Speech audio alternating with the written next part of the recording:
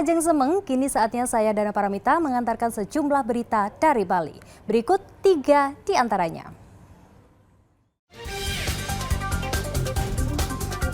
Seorang pekerja migran Indonesia asal Bangli terlantar di Turki karena sakit parah dan tidak bisa pulang ke Bali.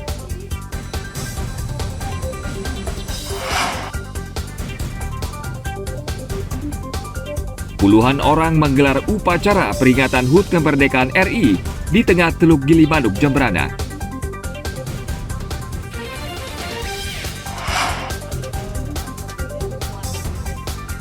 Kasus guru wanita ditembak di Jalan Ayunan Abian Semal Badung mewarnai rangkuman aneka peristiwa sepekan.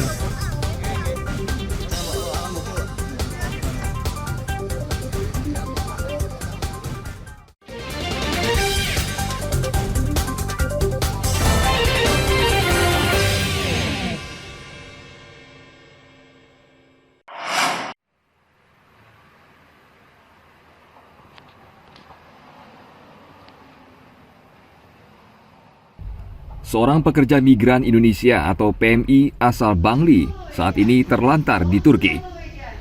Igusti Ayu Fira Wijayantari kini dalam kondisi sakit dan tidak memiliki biaya untuk berobat. Ia sempat menulis surat kepada Presiden Joko Widodo agar membantunya pulang ke Bali. Jumlah gaji yang sebelumnya dijanjikan oleh penyalurnya di Bali ternyata jauh dari kenyataan. Kalau dia sehat aja di situ dia masih berusaha berjuang kan dengan nyari kerja yang lain kayak gitu.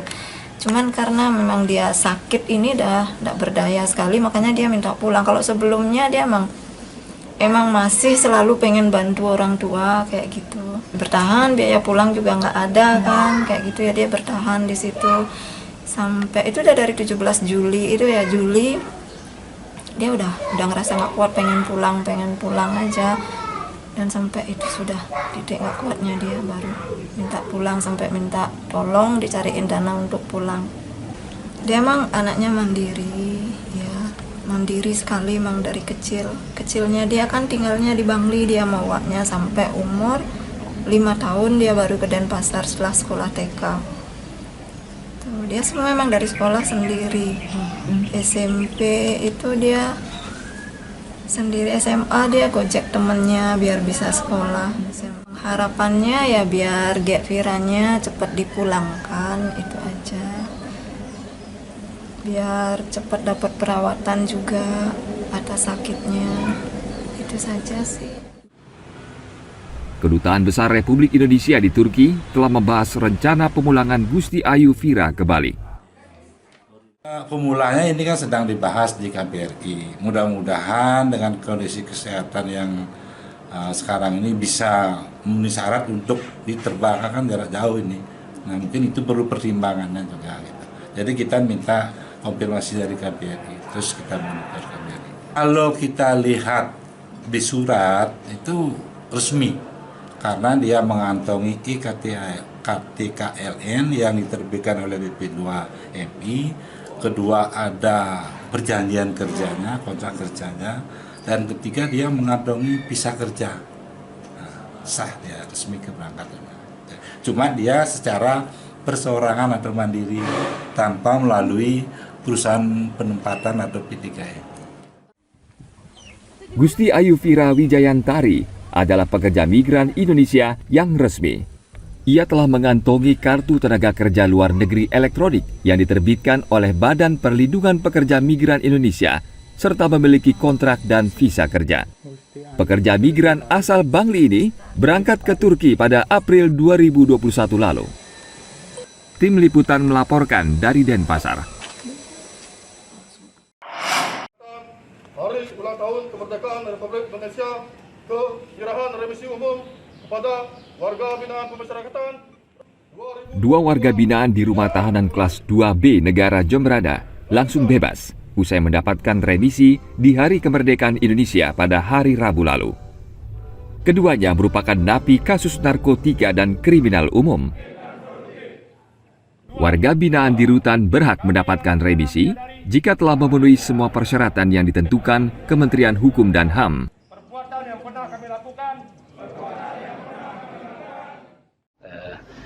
Rutan kelas 2 negara telah mengusulkan sebanyak 89 warga binaan dan alhamdulillah semuanya telah disetujui oleh Kementerian Hukum dan HAM, oleh Pak Menteri, semuanya mendapatkan remisi sebanyak 89 sesuai dengan usulan, dengan kriteria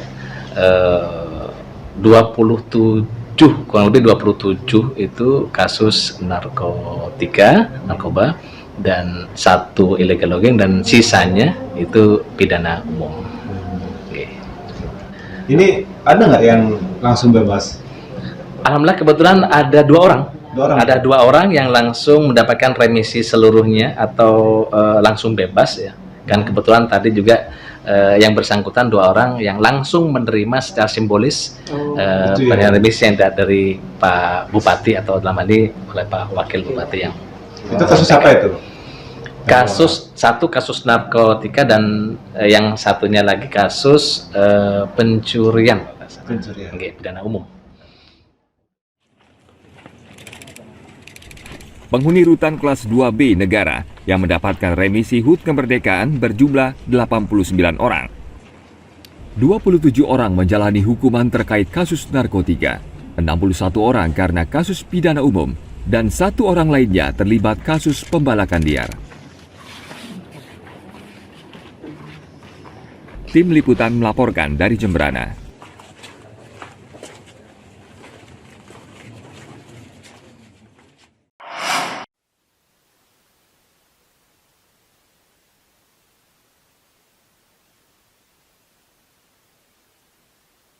Polisi menangkap seorang tersangka pencuri spesialis rumah kos. Tersangka Armando Sihombing terpaksa ditembak di bagian kaki karena melawan petugas saat akan ditangkap di wilayah Bubul pada 15 Agustus lalu. Tersangka yang merupakan seorang residivis ini ditangkap karena mencuri di sejumlah lokasi. Kepada polisi ia mengaku telah mencuri di 6 lokasi berbeda di wilayah Kute dan Denpasar.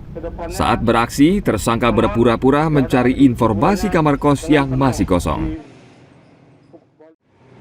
Tersangka di mana setelah kami melakukan interogasi, tersangka mengakui sudah melakukan kejahatan 363 atau curat di 6 TKP, ya, 3 di wilayah Kute, 2 di Kute Selatan, 1 di Densel. Jadi setelah kami melakukan interogasi, pada saat kami melakukan pengamanan, kami melakukan tindakan tegas dan terukur. Tersangka terancam dipenjara di Lapas Kerobokan selama 7 tahun karena melanggar pasal 363 KUHP tentang tindak pidana pencurian. Tim Liputan melaporkan dari Badung.